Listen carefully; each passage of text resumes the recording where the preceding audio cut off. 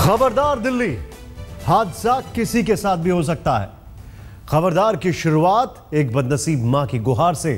दिल्ली की उस बदनसीब मां ने 2 साल पहले दिल्ली पुलिस से दरियाफ्त की थी, भीख मांगी थी अपनी बेटी की सुरक्षा की। उसने पूरा हवाला दिया था, यह बताने की कोशिश की थी कि उसकी बेटी की जान को कितना बड़ा खतरा है, लेकिन दिल्ली पुलिस उस खत पर कुंडली मारकर बैठ गई। नतीजा, उस मां को अपनी बेटी से हाथ धोना पड़ा।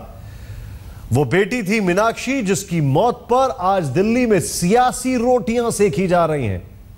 पहले देखिए मां की वो गुहार, जिसे संजीदगी से ले लिया गया होता तो मीनाक्षी की मौत ना होती। मेरे पड़ोस में अपराधी शशि अपने बेटों ईलू और सनी के साथ रहती हैं। शशि और उसके बेटे बहुत ही झगड़ालू प्रवृत्ति के हैं। शशि और उसके बेटे आए दिन मुझे, मेरे पति और मेरी बेटी मीनाक्षी को भद्दी भद्दी गालियां देते हैं और मारपीट करते हैं। मेरी बेटी मीनाक्षी के मुंह पर तेजाब फेंकने की धमकी ईलू और सनी देते हैं। 8 अक्टूबर 2013 की रात करीब 8:30 बजे शशि और उसके दोनों बेटे ईलू और सनी मुझे, मेरे पति और मेरी बेटी मीनाक्षी को बहुत ही गंदी गंदी गालियां देने लगे और मेरी बेटी को मारा पीटा। किसी तरह से मैंने मीनाक्षी को बचाया। 9 अक्टूबर 2013 को भी शशि, ईलू, सनी ने मेरी बेटी मीनाक्षी के साथ मारपीट की। शशि ने मेरी बेटी को चोट पहुंचाने की नीयत से चाकू फेंककर मारा, जिससे मीनाक्षी के हाथ में चोट आई।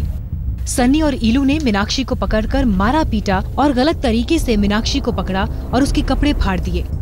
मीनाक्षी की मान मर्यादा को भंग किया। किसी तरह से मैंने और मेरे पड़ोसियों ने उसे बचाया, वरना शशि, ईलू और सनी मीनाक्षी के साथ किसी भी तरह की वारदात को अंजाम दे सकते थे। इतना ही नहीं, उन लोगों ने धमकी दी कि वो मीनाक्षी को नहीं छोड़ेंगे। ईलू और सनी ने 9 अक्टूबर 2013 को धमकी दी कि मीनाक्षी के मुंह पर तेजाब फेंककर कहीं का नहीं छोड़ेंगे। मीनाक्षी 11वीं क्लास में पढ़ती है। शशि, ईलू और सनी उसे किसी भी तरह का नुकसान पहुंचा सकते हैं। मीनाक्षी के साथ ईलू, सनी किसी भी तरह की वारदात को अंजाम दे सकते हैं। ये मीनाक्षी की मां की गुहार थी, जो उन्होंने 2 साल पहले दिल्ली पुलिस से की थी। मीनाक्षी को की मां को डर था और ये डर सही साबित हुआ। दिल्ली के आनंद पर्वत में रहने वाली 19 साल की मीनाक्षी को उसके पड़ोसियों ने बीच सड़क पर ऐसी मौत दे दी, जिसे देखकर किसी का भी कलेजा कांप जाए।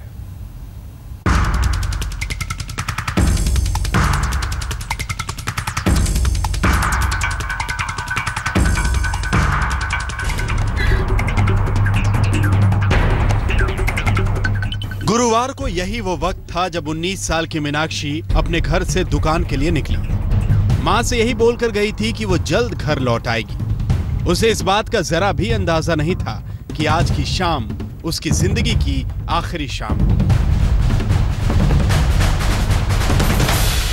मीनाक्षी को क्या पता था कि 3 साल पहले उसने मोहल्ले के जिन 2 युवकों के खिलाफ छेड़खानी की शिकायत दर्ज कराई थी, वो उसकी जान के पीछे पड़े हैं।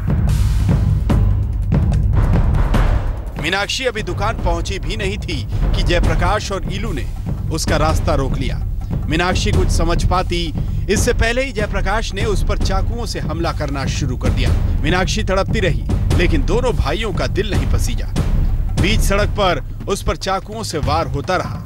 खून से लथपथ मीनाक्षी अपने घर की तरफ भागी। दोनों भाई भी चाकू लेकर उसके पीछे भागे। गली में बेटी की चीख सुनकर मां बाहर निकली, लेकिन जब वो बेटी को बचाने पहुंची तो दोनों भाइयों ने उस पर भी चाकुओं से हमला बोल दिया।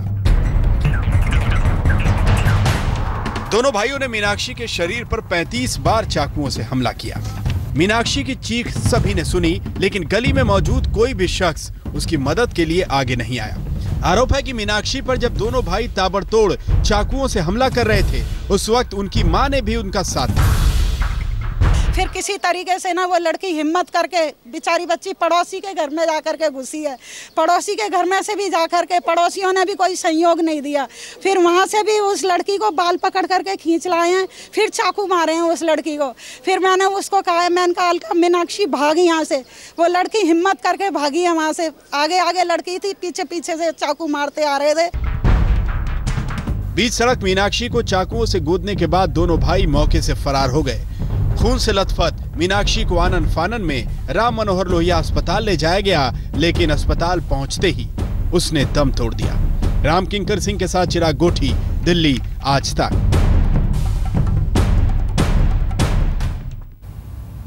सिर्फ 2 लोग हाथ में चाकू लेके एक लड़की को खदेड़ते हैं, चाकू से हमला करते हैं, बार बार हमला करते हैं।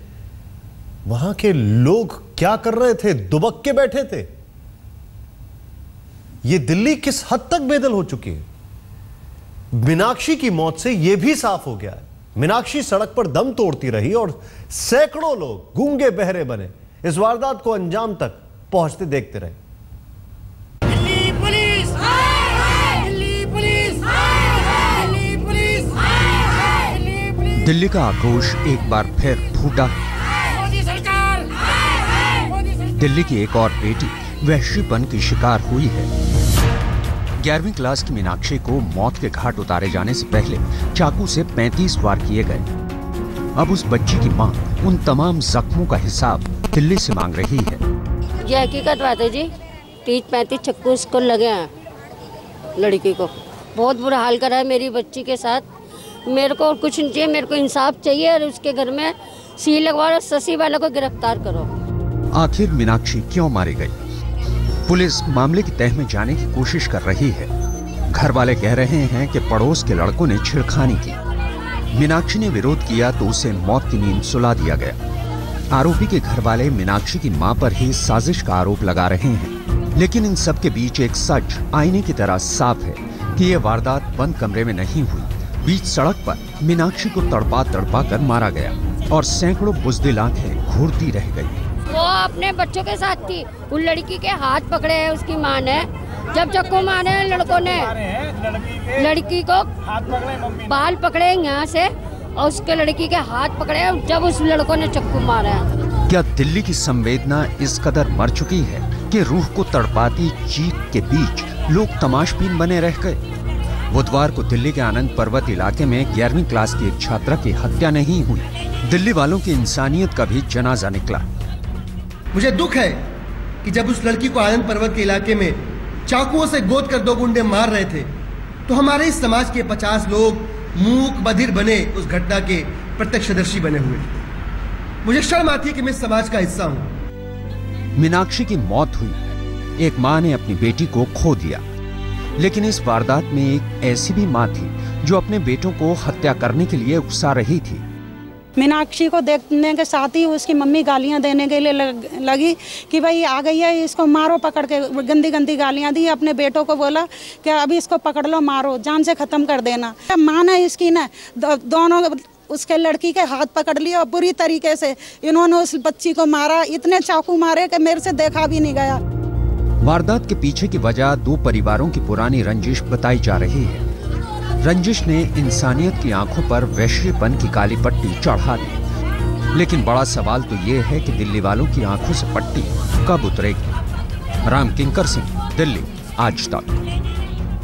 हैरानी तो इस बात की है कि किस चीज को लेकर शर्म करें, दिल्ली वालों की बुज़दिली पर या वो सियासत पर जो मीनाक्षी की मौत पर जारी है।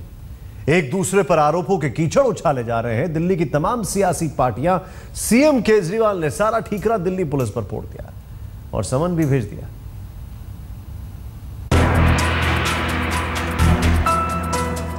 उन्नीस साल की एक स्कूली बच्ची पर वहशीपन के चाकू चले। लेकिन दिल्ली की सियासी बिरादरी को मीनाक्षी की मौत में भी राजनीति का सामान नजर आया। मीनाक्षी की हत्या की खबर आते ही आम आदमी पार्टी दिल्ली पुलिस पर ढेर सारे सवालों के साथ खड़ी हो गई।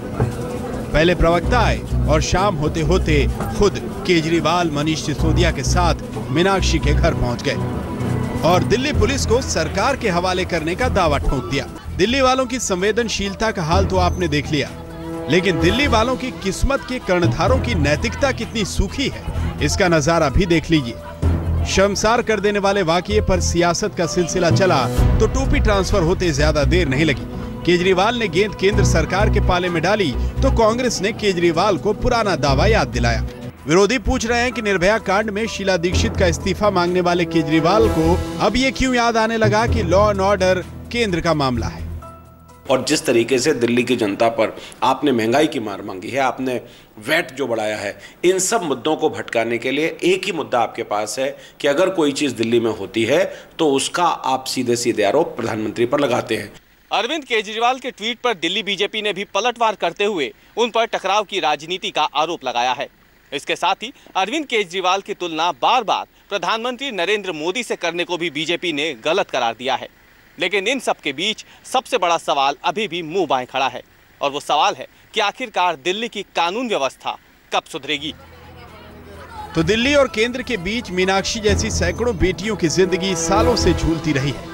निर्भया कांड के बाद महिला सुरक्षा के लिए करोड़ों रुपए का फंड मिला, वर्मा आयोग की सिफारिशें आई, नए कानून बने, लेकिन अगर सियासत करने वाले महिला सुरक्षा जैसे मसले पर भी संजीदगी न दिखाएं तो ये मानना ही पड़ेगा कि दिल्ली में बहु बेटियां भगवान भरोसे ही हैं। राम किंकर सिंह, दिल्ली आज तक। एक सोशल इशू को, एक एडमिनिस्ट्रेटिव इशू को पॉलिटिकल इशू बनाया जा रहा है। इस पूरे मामले पर आपको दिखाते हैं कि आखिर क्या कहते हैं आंकड़े। आइए सीधे चलते हैं और यहां पर आंकड़े आपको दिखाते हैं। ठीक यहां पर सबसे पहली चीज, अगर आंकड़ों की बात की जाए तो दिल्ली में डर लगता है। क्यों? क्योंकि बलात्कार हर दिन 5 रेप की घटनाएं होती हैं। मोलेस्टेशन की बात की जाए तो हर दिन 12 घटनाएं, यानी हर 2 घंटे के अंदर एक छेड़खानी की घटना होती है। हर दिन 2 मर्डर और 26 से ज्यादा मामले। हालांकि पिछले साल के मुकाबले ये सारे आंकड़े कम हुए हैं, लेकिन फिर भी इतने कम नहीं हुए हैं कि पुलिस अपनी पीठ थपथपा सके। कुछ और आंकड़े यहां पर आपको बताते हैं कि आखिर क्या हाल है दिल्ली का। दिल्ली में कैसे रुकेगा क्राइम। 2013 का आंकड़ा, वीवीआईपी की सुरक्षा पे खर्च 341 करोड़। अब दिल्ली पुलिस वालों के सामने कई चुनौतियां होती हैं। आपको बताना चाहेंगे एक और चीज, यहां पर महिला सुरक्षा पर दिल्ली का बजट 160 करोड़। फर्क समझ में आया? 341 करोड़ और 160 करोड़, ये हाल है दिल्ली का। आप समझ सकते हैं महत्वपूर्ण कौन है? वीआईपी। क्या समझा जाए यहां पर? हालांकि दोनों के लिए पुलिस अलग अलग है।